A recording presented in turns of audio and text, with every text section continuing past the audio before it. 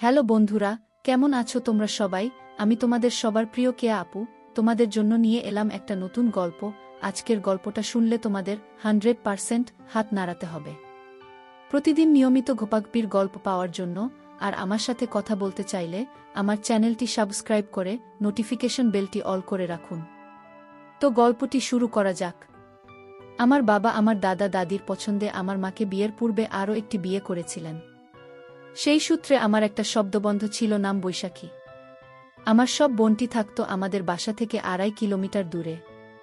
একদিন আমাদের বাসায় আমার সৎ বোনকে বেড়াতে নিয়ে আসলাম। তারপর এক রাতে যা ঘটল তা শোনার পর তোমাদের আত্মা কেঁপে উঠবে।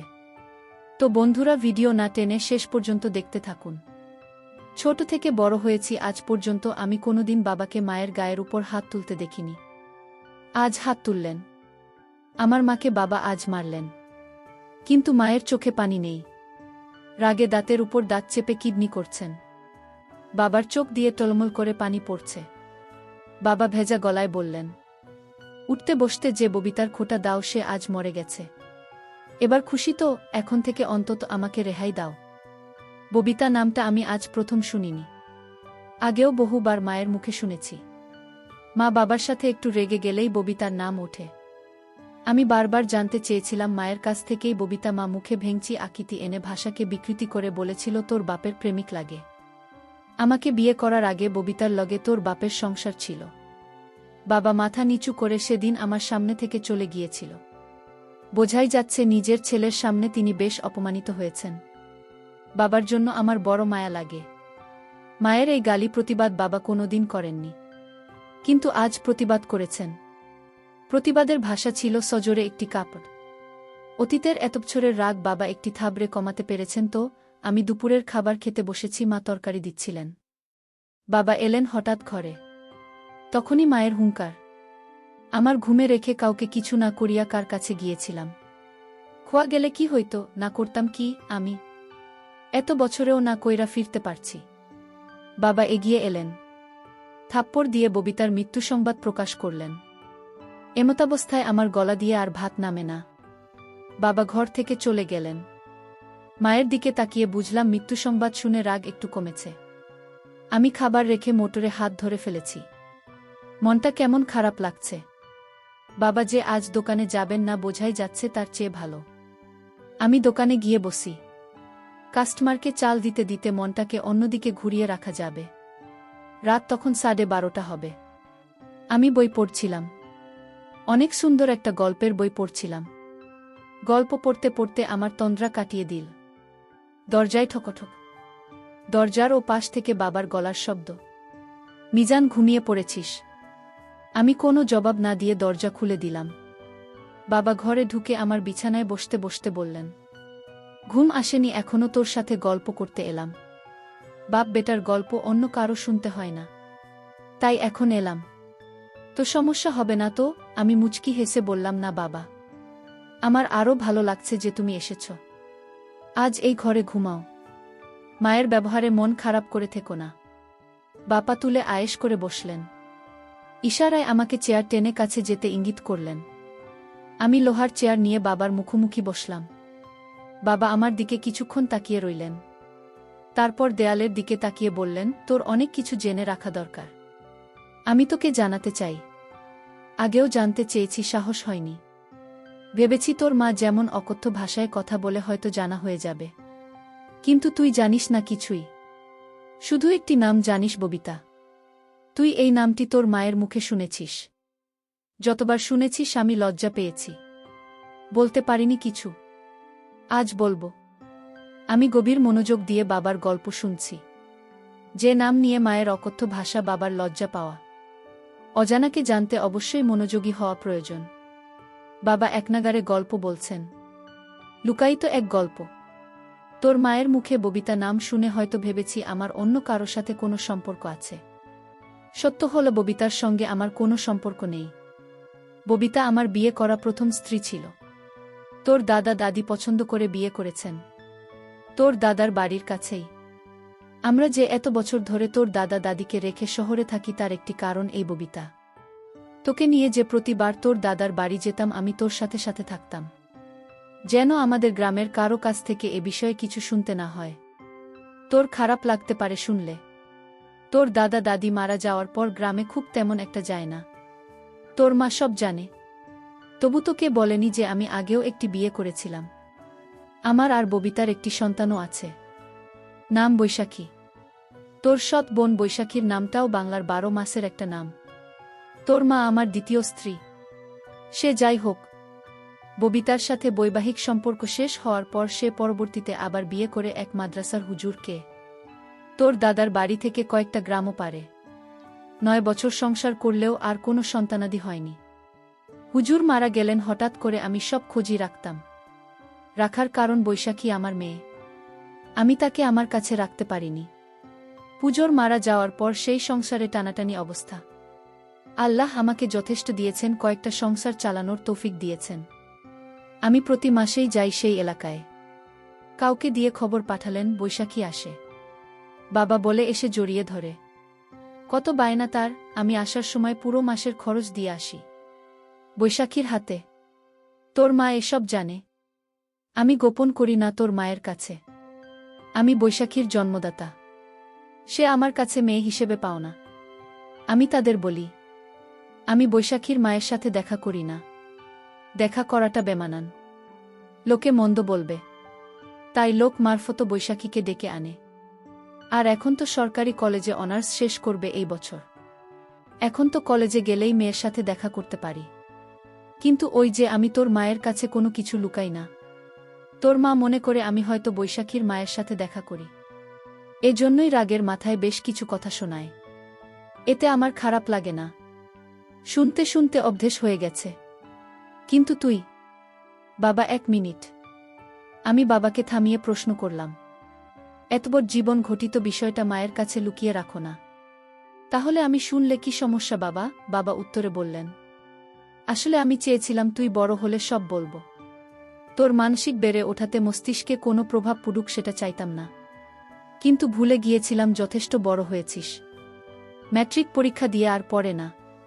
বৈশাখী শুনে কষ্ট পেয়েছে। ও হ্যাঁ, বৈশাখী কয়েকবার বলেছিল তোকে সব জানাতে, আমি সাহস পাইনি। তবে বিশ্বাস কর, বৈশাখীর মায়ের সাথে আমি দেখা করতাম না কখনো। কিন্তু আজ মৃত্যু সংবাদ শুনে না গিয়ে থাকতে পারিনি। তার উপর তোর মায়ের এমন কথাটুকু সহ্য হয়নি। তাই আমার কোনো ভাইবোন নেই এমন একটি আক্ষেপ ছিল সবসময়। আজ বাবার মুখে শুনলাম আমার একটি বোনও আছে। আমার বড় আপু নাম বৈশাখী। কোনোদিন দেখিনি। বাবা দেয়ালের দিকে তাকিয়ে আছেন। চোখ দুইটা জ্বলছে। ববিতা নামের মানুষটির জন্য বাবার চোখে পানি থাকাটা স্বাভাবিক। আমি বাবাকে প্রশ্ন করলাম, তুমি ছেড়ে দিয়েছিলে কেন বাবা? বাবা দেওয়াল থেকে দৃষ্টি আমার দিকে দিলেন, একটা দীর্ঘশ্বাস ছেড়ে বললেন, যে মানুষটা দুনিয়া ছেড়ে চলে গেছে তার সম্পর্কে কিছু না বলাই উত্তম। এতটুকু জেনে নেই যে আমাদের মনের মিল ছিল না। তবে বুঝতে একটু দেরি হওয়াতে কয়েক বছর সংসার টিকেছিল। বন্ধুরা, ভিডিওর মাঝখানে একটা কথা বলতে চাই। আমি তোমাদের সর্বদা হাসি খুশি রাখার জন্য খুব কষ্ট করে ভিডিও বানাই। তাই তোমাদের কাছে অনুরোধ থাকবে, অবশ্যই ভিডিওটি দেখে একটি লাইক করবেন এবং আমাদের চ্যানেলটি সাবস্ক্রাইব করে পাশে থাকবেন। পরে আর টিকে নেই। বৈশাখীকেও নিয়ে গেছে। আমার কাছে কোনোভাবেই রাখতে পারিনি। জোর করলে হয়তো পারতাম। আইনে গেলে বৈশাখীকে রাখতে পারতাম। থানা পুলিশ করে কোর্টে গিয়ে এত সব করতে ইচ্ছে হয়নি। আমি কিছু বলতে যাবে তার আগেই বাবা কিভাবে যেন প্রসঙ্গ পাল্টে ফেললেন। আমাকে উদ্দেশ্য করে বললেন, নদী দিয়ে এক ট্রলার ভর্তি চাল আসার কথা। জামালপুর বাজারে পরিচিত পাইকারদের থেকে কিনেছি। সন্ধ্যায় আসার কথা। রাত 9টা অবধি বসেছিলাম, আসেনি। দোকানের ওদের কাছে নাম্বার আছে। সকালে আরও এগিয়ে একটু খোঁজ করিস তো। আসলে রসিদ দেবে, টাকা দিয়ে দিস। কথাটুকু বলে বাবা উঠলেন। উঠে সাথে সাথে চলে গেলেন না। একটু দাঁড়িয়ে থেকে আবার বললেন, রাত 1:30 বেজে যাচ্ছে। জেগে থাকিস না, ঘুমিয়ে পড়। সকালে দোকানে যাবি। বাবা ঘর থেকে বেরিয়ে গেলেন। আমি চেয়ার আগের জায়গায় নিয়ে এলাম। আজ আর গল্প পড়ে শেষ করা হবে না। বিছানায় গা এলিয়ে দিলাম। ঠিক 10 দিন পরে বাবা হঠাৎ মারা গেলেন। আমি দোকানে ছিলাম। খবর পেয়ে ছুটে এসেছি বাড়িতে। বাড়ি ভর্তি মানুষ। কেউ মারা গেলে পরিচিত সবাই শেষ দেখা দেখতে আসে। মা জোরে জোরে করে কান্না করছেন। মায়ের মুখে শুনতে পেলাম। সকালে শুধু বলেছিলেন বুকটা ব্যথা করে। মা ভেবেছেন খাওয়ার পর হয়তো এমনিতেই ব্যথা করছে। তাছাড়া ব্যথা ততটা বেশিও না। কিছু না বলে বাবা দুনিয়া ছেড়ে চলে গেলেন। আমার মাথার উপর বট গাছের ছায়া ছিলেন। নিজেকে খুব অসহায় লাগছে। এত বড় পৃথিবীতে নিজেকে একা লাগছে। আমার দুই চোখ বেয়ে অঝরে পানি পড়ছে। সান্ত্বনা দিতে এগিয়ে এলেন এলাকার কয়েকজন। মানুষের সামনে কান্না করাটা অন্য সময় হলে লজ্জাকর পরিস্থিতি হতো, কিন্তু এখন লজ্জা লাগছে না। শুধু পানি পড়ছে। এক এক করে সব আপনিও স্বজন এল। শেষ বিদায়ের আয়োজন চলছে। কবর খুঁড়তে লোক গেছে কবরস্থানে। এহেন এক অনুষ্ঠান চলছে। শেষ বিদায়ের অনুষ্ঠান। বাবা মারা যাওয়ার 4 সপ্তাহ পেরিয়ে যাচ্ছে। আমি দোকানে বসে আছি। বাবার অবর্তমানে দায়িত্ব বেড়ে গেছে। হঠাৎ আমার অবচেতন মনে খানিকটা ধাক্কা লাগল।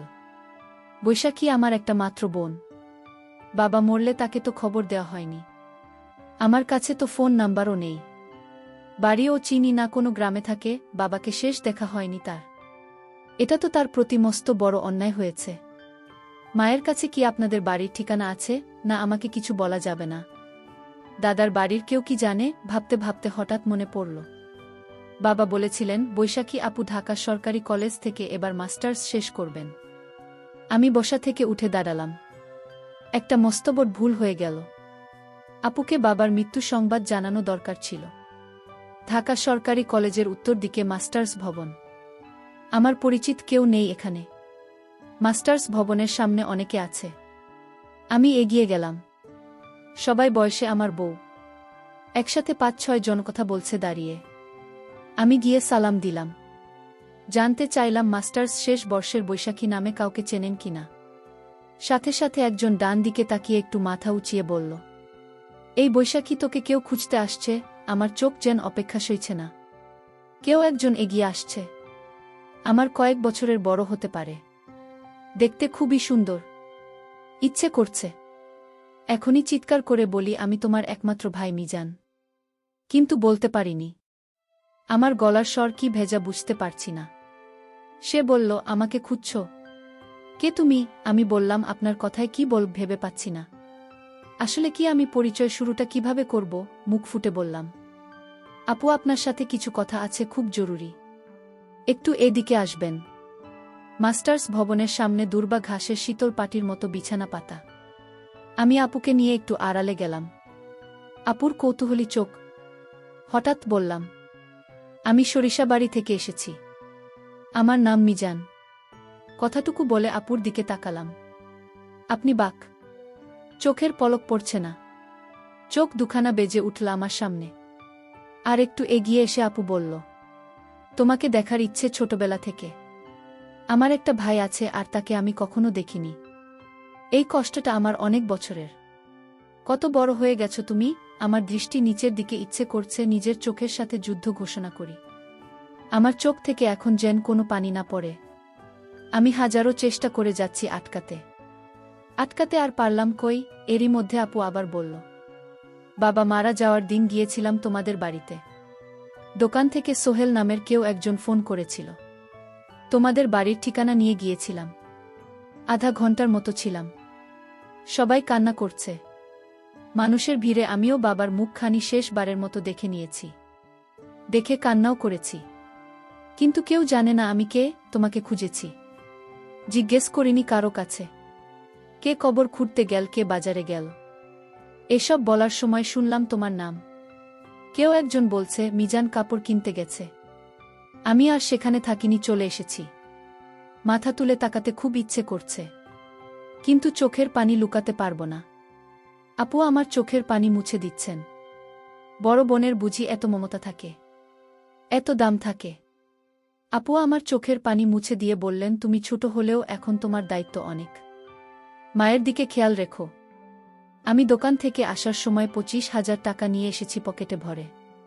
টাকাটা বের করে আপন হাতে দিয়ে বললাম, আমি এখন আর ছোট নেই আপু, অনেক বড় হয়েছি। মায়ের খেয়াল যেমন রাখতে পারবে তেমনি আপুর জন্য এই ভাইটি আছে। আপনি একটু চমকালেন বোধ হয়। তারপর টাকাটা আমার হাতে দিয়ে বললেন, আমি তোমার চেয়েও বড়। এখন আমার টাকা লাগবে না। মামার বাড়িতে থাকি এখন। আমি টাকা ফেরত না নিয়ে বললাম, টাকা নিতেই হবে। আপু, সব দায়িত্ব এখন থেকে তার ভাইয়ের। বাবা শুধু আমার একার নয়, তোমার বাবা। তোমার অধিকার আছে। আমাকে শুধু আপু ডাকতে দিও, বঞ্চিত করো না। মাস্টার্স ভবনের সাক্ষী হচ্ছে দুই ভাইবোনের চোখ থেকে গড়িয়ে পড়া পানি। সামনে এগোচ্ছি। দোকানে যেতে হবে। দোকান থেকে বাড়িতে। মা কয়েকদিন ধরে মনোহরা থাকে। মায়ের কাছাকাছি থাকাটা দরকার। গল্প করা দরকার। সব দায়িত্ব এখন আমাকে পালন করতে হবে।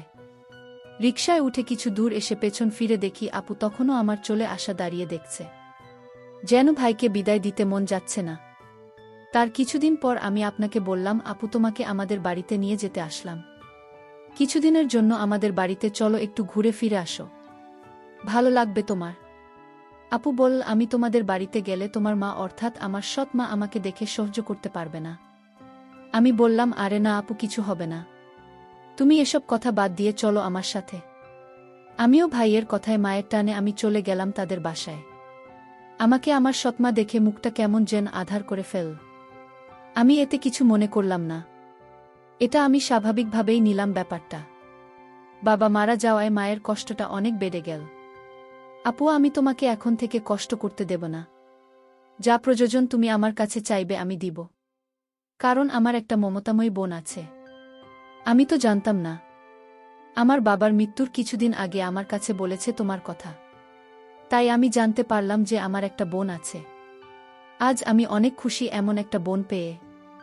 আমার মা আমার সাথে বলতো, তোর কোনো ভাই বোন নেই, কিন্তু বাবা আমাকে মৃত্যুর আগে বলে গেল। বাবা এতটা দায়িত্বশীল ছিল যে আমাকে কোনোদিন কষ্ট কী জিনিস বুঝতে দেননি। জানো আপু, আমার মা আমার বাবাকে প্রতিদিন খারাপ কথা বলতো। এর একটাই কারণ, বাবা তোমার সাথে দেখা করত, তাই এটা বাবা আমাকে বলে গেছে।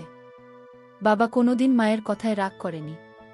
এসব গল্প করছিলাম। হঠাৎ মায়ের ডাক পড়ল, কি রে তোরা খাইতে আয়। আমার টেবিলে গিয়ে বসে খাবার শেষ করলাম। তারপর আমার রুমে আমার শ্রদ্ধে বর বোনকে নিয়ে সুখ দুঃখের গল্প করছিলাম অনেকক্ষণ ধরে। আমার মা চাইতো না আমি আমার বোনের সাথে গল্প করি, বোনকে লেখাপড়া করার জন্য সাহায্য করি। আমার মা আমাদের দুজনেকে গল্প করতে দেখে পাড়ার মানুষকে নিয়ে আসলেন আর বললেন, দেখো তোমরা সবাই, আমার ছেলেকেও বৈশাখী জাদু করে ফেলেছে। আমার ছেলে আমার কোনো কথাই শোনে না। আগে শুনত। আমি মাকে বললাম, না তুমি কি বলছো, আমার বোনকে তুমি এত মিথ্যা অপবাদ দিচ্ছে। মা, তুমি এতটা নীচ হতে পারলে কিভাবে। আমি আমার শ্রদ্ধে বর বোনকে নিয়ে আসলাম আমাদের বাড়িতে কিছুদিন বেরিয়ে যেতে, আর তুমি কিনা আমাদের মিথ্যা অপবাদ দিচ্ছে। তোমাকে মা বলতে আমার ঘৃণা করছে। মা, আমরা ভাই বোন।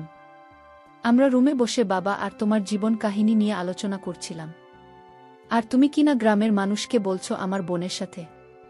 না না, আমি ভাবতেই পারছি না। গ্রামের মানুষও কুসংস্কারে বিশ্বাস করত, আর তাই তারা ভেবে নিল আমার বোনের সাথে কিছু একটা আমার হয়েছে। তারপর আমি গ্রামের মানুষের সামনে কেঁদে কেঁদে বললাম, আপনারা প্লিজ আমার মায়ের কথা বিশ্বাস করবেন না। আমার বোন বলতে লাগল, আমি একটা শিক্ষিত মেয়ে, আমার মা বাবার কসম। সে আমার ছোট ভাই, তাকে নিয়ে আমি অন্য কিছু ভাবব। এটা আপনারা কি করে ভাবলেন? আপু, আমার কথা শুনে গ্রামের মানুষ বিশ্বাস করল। আমাদের কেন মিথ্যা অপবাদ দিল? আর গ্রামের মানুষও জানত আমার মা বাবার সাথে প্রতিদিন গণ্ডগোল করত, অথচ বাবার কোনো দোষ ছিল না। তাই গ্রামের মানুষ খুব সহজেই আমার বোনের কথা বিশ্বাস করে নিল। তার জন্য গ্রামের মানুষ আমার মাকে শাস্তি হিসেবে 2 মাসের জেল খাটতে দিয়েছিল। তো বন্ধুরা, আজকে এই পর্যন্তই। প্রিয় বন্ধুরা, গল্পটি ভালো লাগলে অবশ্যই কমেন্ট করে জানাবেন। আর নিয়মিত এমন আলাদা স্বাদের গল্প শুনতে ভিডিওটিতে লাইক এবং চ্যানেলটিকে সাবস্ক্রাইব করে সাথেই থাকুন। আর হ্যাঁ, নোটিফিকেশন বেলটি অল করে রাখবেন, যাতে পরবর্তী গল্প সবার প্রথমে আপনাদের কাছে পৌঁছে যায়। ধন্যবাদ বন্ধুরা। ধন্যবাদ সবাইকে।